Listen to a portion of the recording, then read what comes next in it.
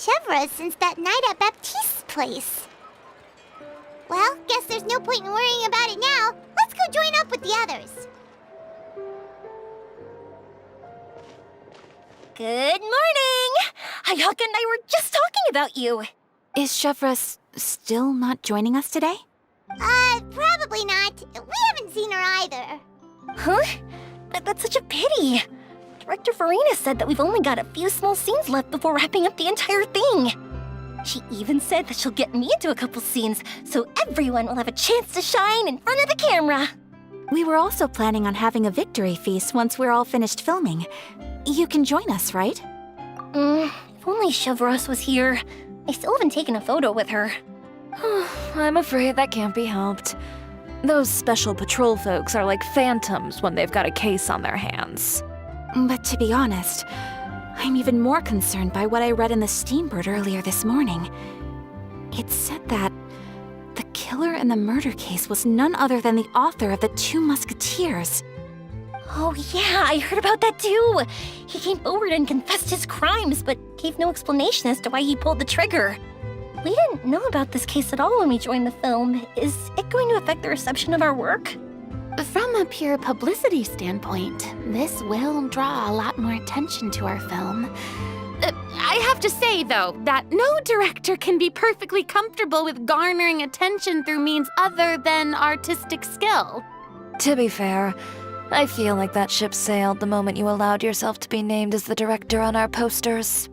It's not my fault that I'm super popular. What was that saying again? My popularity has... Sunk to an all-time low? spread to the four corners of Teyvat.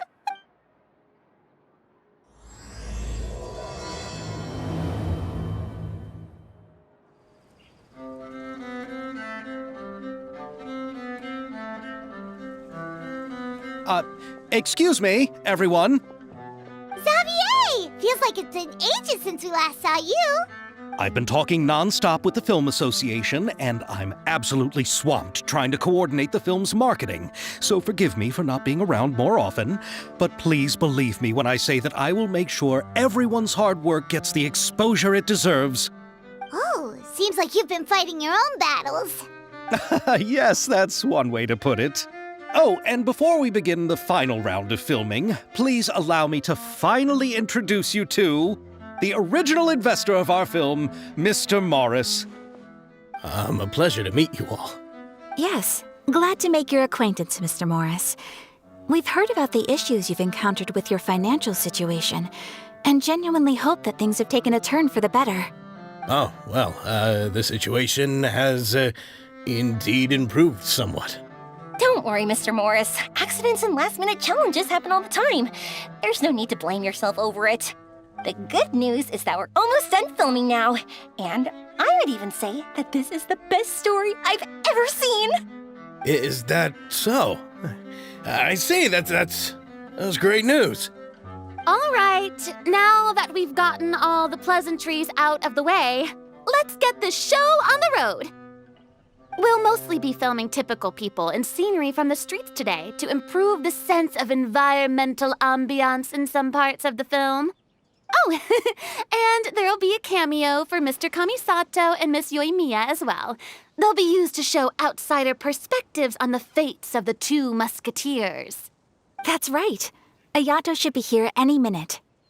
Excellent! Then let's start with the scenery shots. Camera and clapper loader, you're up. Yep, we'll be ready. Remember, all we need are some wide zoom shots of the streets. If you happen to find some particularly lovely patches of flowers and grass, feel free to grab some close-ups of those as well. Ready? Lights! Camera! Action! Okay, now move the camera slowly. Try to focus on that flower. What's wrong? Just adjust the focal length a bit. Something the matter? Huh? But wasn't it working fine for all the days before? Veronique, can we try a different camera? No problem. How about this one? All right, let's give it another try. Lights, camera, action! Don't tell me. This one is broken too. Veronique, do we have any other spare ones we can use? I'm afraid we only brought these two today. What? Then go find a workshop to get them repaired right away. Oh, and you too, Bono. Go find our spare camera in the warehouse and bring it back to the set. On it. Greetings, everyone. My apologies for the delay. Is something the matter, Ayaka? It seems like there are some issues with the filming equipment today. We're stuck for the moment. I see. Well, let's not just stand here twiddling our thumbs. Actors, to the makeup booth. We'll start on the next scene as soon as we get a working camera. The people at the workshop told me that the part which holds the lens in place seemed to have fallen off. That's super strange. It was perfectly fine just yesterday. Well, no time to dwell on that now. Let's get back to filming. Ahem! Quiet on set! Places, everyone! Lights! Camera! Action! By the way, have you heard about that recent murder case? Yes, I have. It seems that they've caused quite the commotion in the city. I heard that the chief of the guards is so mad about not catching the culprit that he's about to explode. Oh? I find that quite hard to imagine, considering how he already looks most days. Director, we have a problem. Oh, we're in the middle of a take! Couldn't you wait until we wrapped up this scene? No, Director, our film, all the finalized film that we've been keeping in the case has disappeared. Oh, wait, well, what did you say? Mr. Bono, please take me to where the film was kept right away. I'm coming too. No, Yoimiya, you have to stay here. Oh, okay, listen up. Everyone who's not working on this current scene can go with Bono to look for the film. Everyone else, stay put and wrap up the scene. Unbelievable. How could all these problems happen in just one day? We're back. How did it go? Did you find the film? We found it in the sewers. Huh? In the sewers? Is the film still okay? We discovered it just in time, so we should still be able to salvage it. The others are checking now to see if we lost any specific scenes. Oh, you scared me for a moment there. I nearly thought we had lost everything. I really don't want to experience that feeling of despair again. Okay, but who could have stolen the film and dumped it there? Could it be, some competitors working on other films? But if they wanted to harass us, why wait until the last day? Okay, we don't have time to really look into it right now. Let's strike while the iron is still hot and wrap this thing up once and for all. Yeah, let's finish it.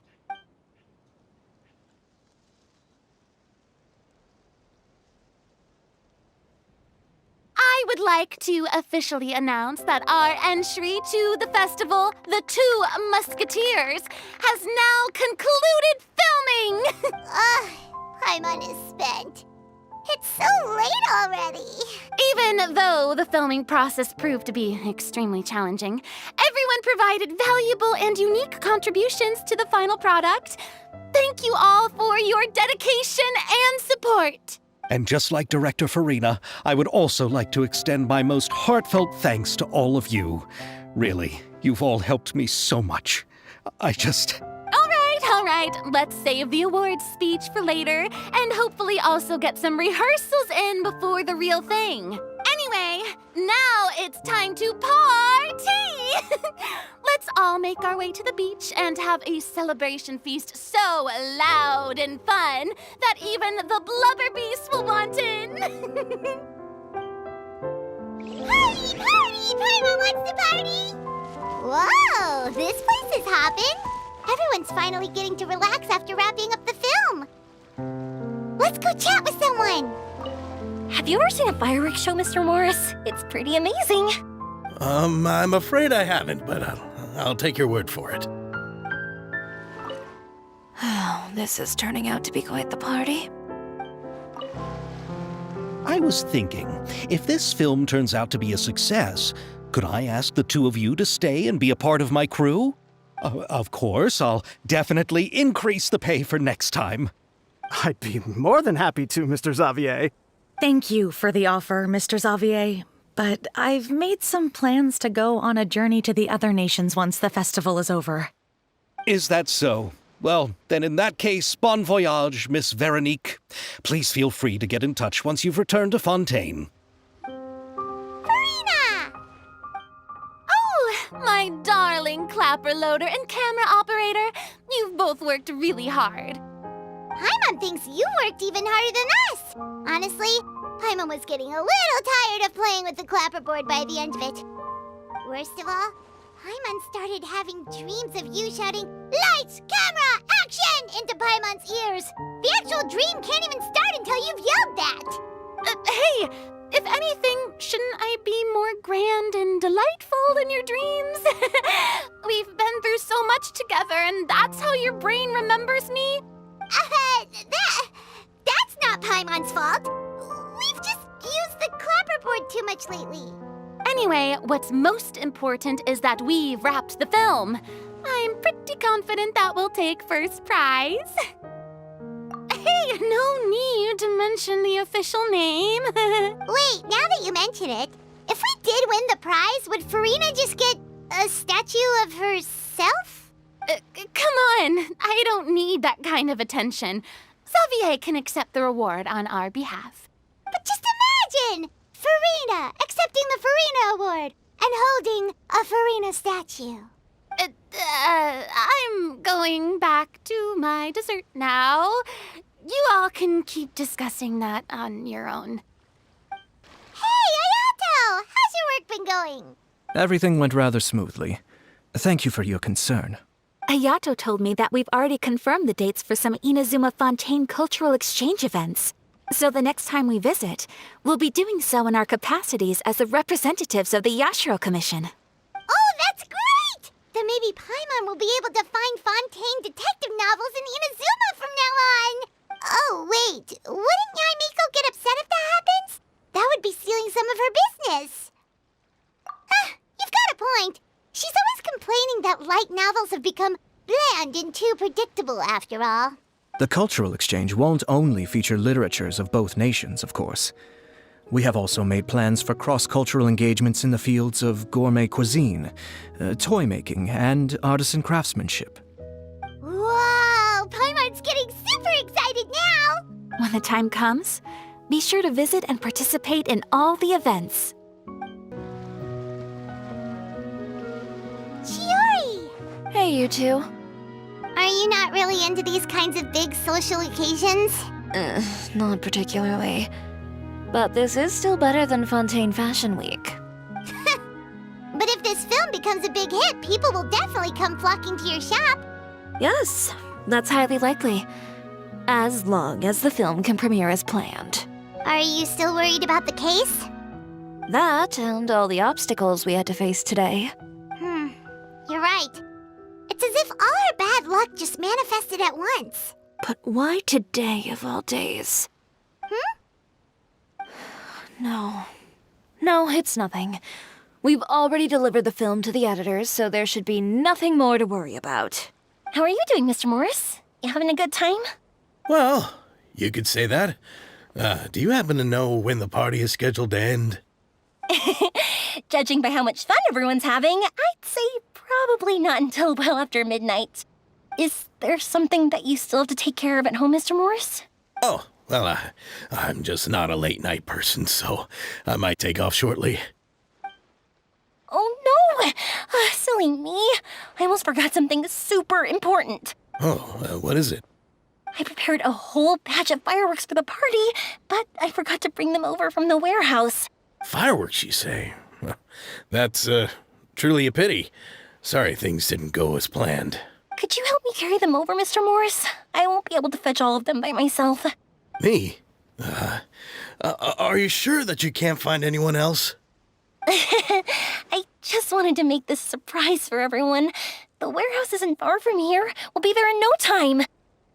Pretty please, Mr. Morris. These are some of the best fireworks I've ever made.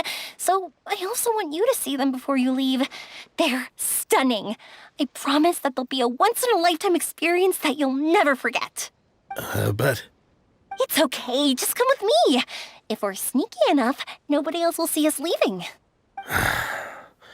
All right.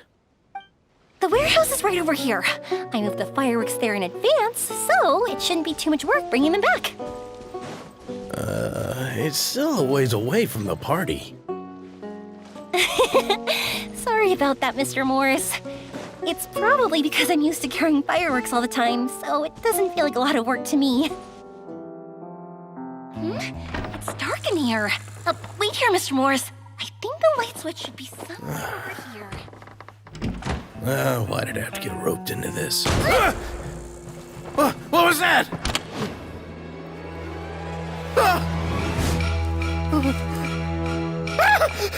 Who's there? Get me out! Get me out of here!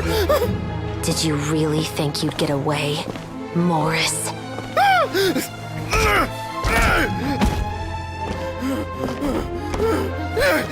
You've got the wrong guy! It wasn't me! I'm not the killer! You know, Eliza died a far more heroic death than this. She fought your assassin to the end, to save the children she had hidden beneath the floorboards.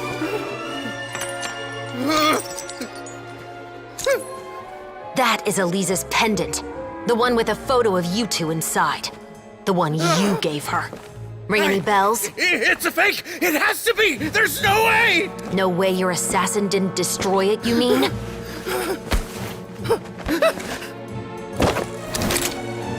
Did you ever love her, Morris? Or was killing her always the plan? No, please. Listen to me.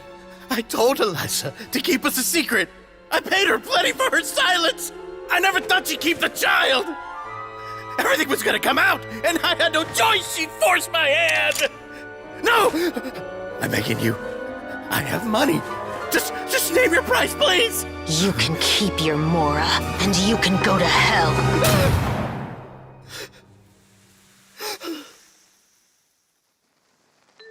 I'm Captain Shovraz of the Special Patrol. Morris, you're under arrest for Eliza's murder.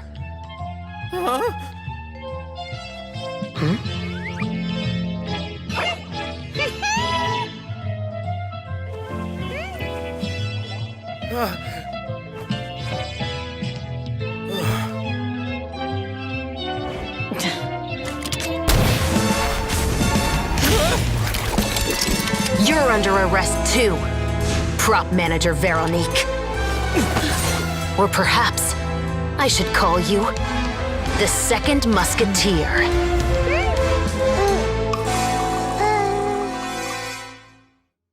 Wait, what's going on? This wasn't in the script.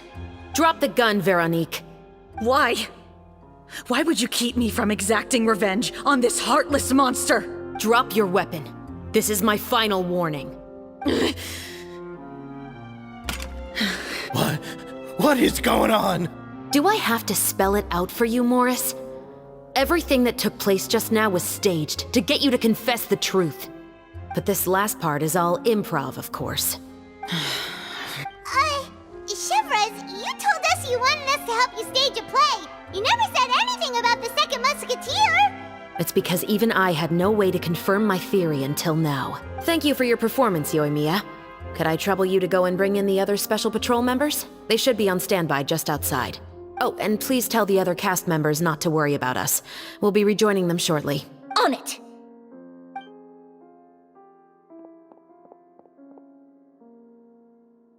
So what do you think, Morris? Care to talk about what happened 20 years ago? My patience is limited, you know. Don't force me to take you back to the interrogation room. I'd wager that you wouldn't last for more than a minute in there. With the recording we made, you have no chance of winning in court. Cooperating with us now is the most practical move. All right. I'll talk. I hired an assassin to murder Eliza. She once worked as a maid on my family's estate. She was very beautiful, and after some time I fell for her. We kept our relationship a secret and carried out an affair for some time, but it wasn't long before she became pregnant. And if my parents ever found out, they would have stripped me of my inheritance and status, driven me out of my home. I also didn't expect Elisa to insist on bringing the pregnancy to term. She even asked me to leave my family and travel far, far away with her. She believed that you were truly in love with her. I didn't have a choice. I gave her a large sum of mora, told her to leave the family and to get rid of the baby. But then years later, she sent me a letter. There were photos of 2 children, and she even asked if I could find some time to visit them. Huh? 2 children? Paimon thought Baptiste was the only... you mean... Even if she had the children against your will, you could have just ignored the letter entirely. Why kill her? I had just gotten engaged to be married to an heiress from another wealthy family. So if anyone were to find out about Elisa, my life would be completely ruined. I didn't have a choice. No. You always had a choice. You just made the wrong choice. Again. Do you know how it feels to watch your mother be killed right in front of you? My brother and I were hardly even school age yet. We were hidden beneath the floorboards, grasping each other's hands like a lifeline. We were so terrified that we didn't even know we could ever take a breath. All we could do was to watch Mother try to fight back, and then collapse to the floor. Even after the assassin left, we were still too terrified to leave our hiding spot. We thought that he might come back. It was only until the next evening when we finally climbed out and gathered around our mother. But she had already become cold and stiff to the touch. You made up your mind right then and there to bring this case to light. Not only that, we resolved to get our revenge. And that's why you became the Musketeers. No, that's why I became a musketeer. The man from before was also killed by me. My brother had nothing to do with it. I figured as much. You did? I once told these 2 that he didn't look like a killer to me. His confession from that night also rubbed me the wrong way. I think what really tipped me off was, how could I not feel a sense of regret in him? He confessed faster than any criminal I've ever met, but he didn't say a single word about you. He insisted that he was the sole perpetrator in the case. But after the questioning ended, I disassembled the musket we dug up from his backyard, put it in front of him, and told him to reassemble it. Wanna guess how far he got? He had no idea where to even start. He's never touched a gun in his life. Based on that, I determined that he was not acting alone. He only surrendered himself to draw our attention and create a moment of opportunity for his partner.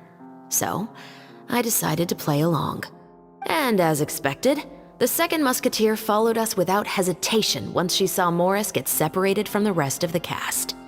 Besides, why else would he call the novel The 2 Musketeers? But how did you know it was Veronique? I figured it out the moment Baptiste told me his father's name. That so-called financial crisis was all just a ruse. He just wanted to sign up as the investor and then leave the film without any source of funding. After all, he has a vested interest in minimizing the reach of this story. It's really just the same thing as what he did to Elisa all those years ago. Human scum. But then Xavier pulled out all the stops and got the film made against all odds. Morris couldn't have that.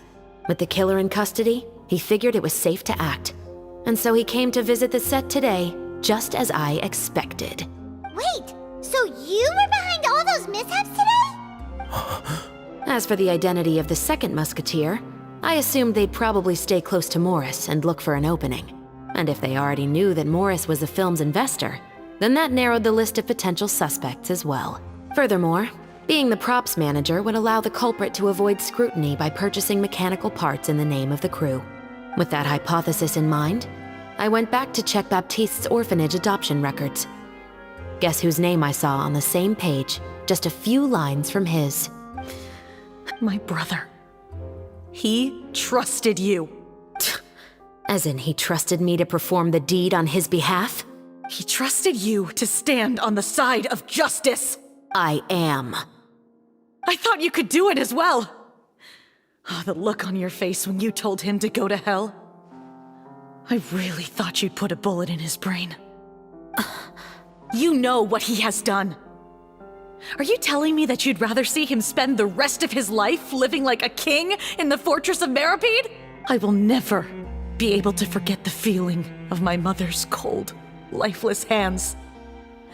And you would call this ending fair? Is this what you call justice?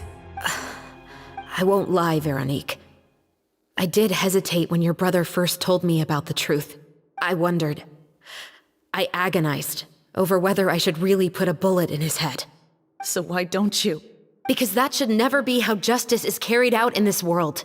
Perhaps, to you, justice is simply reciprocated. An eye for an eye, and a life for a life. But everyone has their own understanding of justice. If everyone were to pursue their own definition of it, there would be no more order in this world. Today, you'll kill Morris. And tomorrow, his children may come for you. The world cannot render judgments based on a desire for revenge. That will only lead to a cycle of revenge, as well as the destruction of order and civilized society. Fontaine is founded on a set of laws and a standardized code of justice. That is why we are the nation of justice. But with all that said, I will promise you this. Morris will not lead a cushy life in the fortress of Meripede. Chevreuse, the rest of the Special Patrol is here. Thank you so much, Yoimiya. Letelier, Terena, please take them away.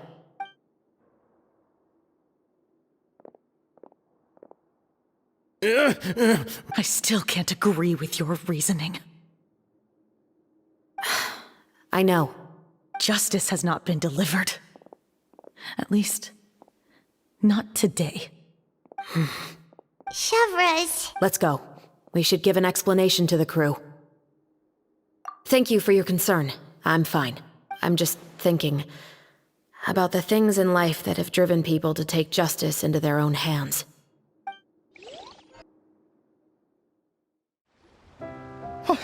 Who would have thought Morris would turn out to be... I'm at a loss of words. How could he have done something like this? I'm just glad that you're all safe and sound. Who knew that such a labyrinth of cases would be behind this story? Well, what should we do now? We have a finished film, of course, but should we still go ahead with the premiere? What do you mean? Shouldn't you be even more motivated to spread the word now that you've learned the truth? Chiori is right. I'd also like more people to see this story for themselves.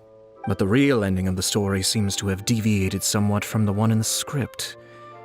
Is that still acceptable to you, Miss Chevreuse? The call is yours. We still have time to reshoot an ending if that's what you'd like.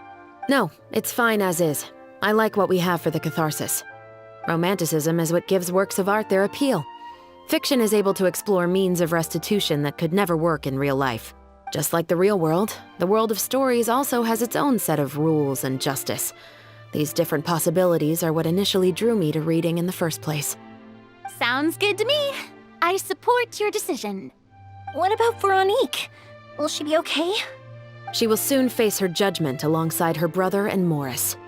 If I had to guess, they'll probably all be sent to the fortress of Meripede. I'll make sure to give Risley a heads up about it. Oh, you mean that kind of heads up? Exactly. Ahem. All right, then the matter's settled. Now that everything's been taken care of, there's no reason for us to keep looking all gloomy and grumpy. Let's get back to the feast and enjoy each other's company. We'll be starting the post-production process tomorrow. You should join us, Chevreuse. You missed the first few hours of the party, didn't you? All right. Count me in. Then I'll wait for you over there. There's still some good news that I'd like to share with Chevreuse. Traveler, Paimon, could you wait for me by the sea after the party ends? I'd like to go on a brief walk with the two of you. Thank you very much.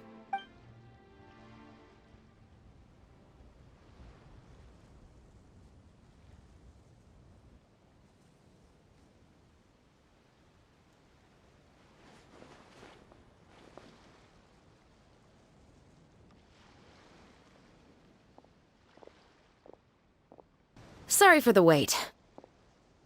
Oh, we weren't waiting long at all. Is there something else you wanted to tell us? No, I don't have anything new to share. I just felt that since you were my investigation partners, I should have another conversation with the two of you. Traveler, how would you have responded to Baptiste's request if you were in my shoes? Is that so? Well, thanks for sharing. When I was young, my father often took me here to swim. We'd come rain or shine, even when it was freezing cold. He told me that swimming was the best activity to train one's strength of will. You could never give up before reaching the shore, especially when the water was cold. Oh? Why's that? Because the moment you give up would be the moment you die. At that point, I still hadn't received my vision. One winter, the chilly wind felt almost like knives on my skin, and the seawater was so frigid that it numbed my toes the moment I stepped in. I cried and begged my father to spare me from having to swim across, but he wouldn't listen. He used to be a member of the Special Patrol as well. You could say it was his way of educating his children. That sounds awful. When he saw that I wouldn't stop crying, he just picked me up and tossed me into the icy water. The bone-chilling cold took away my senses. I couldn't feel anything but fear and rage. I waited for my father to save me, but one look and I knew he'd already started swimming for the opposite shore. I realized that if I were to give up, I really would die right then and there. I used all of my strength to try and catch up to my father. Those few minutes felt longer than my whole life up until that point. I did, however, make it to the other side. I've never felt afraid about anything in my life after that, nor have I ever cried again. That way of teaching would have never worked on Paimon.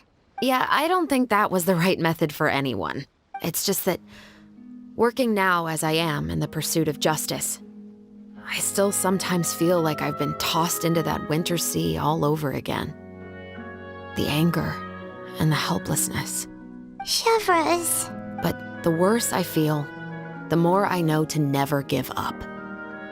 The alternative would be to forever lose myself among the waves. Anyway, how about a race? Neither of us will drown, but we can still see who swims faster. You guys go ahead. Paimon will grab the clapperboard to mark the start of the race. Oh, that felt good. You were so fast in the water, Chevres. You were swimming even faster than Paimon can fly. So, about the Special Patrol, did you join because of your dad? Partly, but I'd say I was more inspired by the heroes I read about in stories growing up. Oh, so it's due to your love of stories. Of course, it was only after I joined the Special Patrol that I learned that truth is often stranger than fiction. Come on, let's walk a bit more.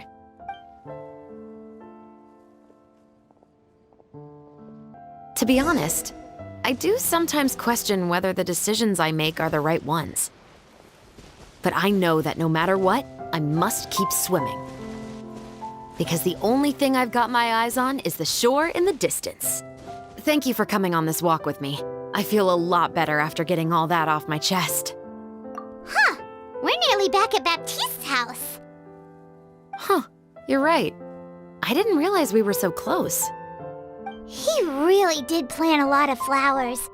It's just like how he described it in the story. Huh? Wait. Paimon, Traveler, look!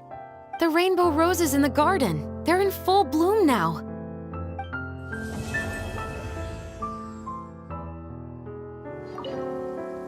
Even though it's a bit late, I must thank you for investigating this case with me. Not on behalf of the Special Patrol this time. It's a personal expression of gratitude from yours truly. Oh, you want to hear more about my father? To be honest, I didn't spend that much time with him. He was always busy with the Special Patrol, so he would often return home really late at night. Some nights, he didn't come home at all. Once, he didn't come home for a long time, maybe a whole week or so. When I went out to buy food, I learned that he had become a criminal, and by extension, that made me a criminal's daughter. But we can talk about that another day. I actually have a lot of sympathy for Veronique and Baptiste. I can understand the hatred they feel for their father. But that doesn't mean I'll allow them to walk the path of evil, even if it might lead to another sense of justice. Films are different from the real world. They're a form of art and represent the wishes in people's hearts. I adore the two Musketeers, and I'm very happy to have had the opportunity to act the role as one. I can't wait to catch the film when it premieres in the Opera House. I'm looking forward to seeing the audience's reaction to the climactic ending. Thank you for looking out for me. I'll see you at the award ceremony. I'd be very surprised if we don't win.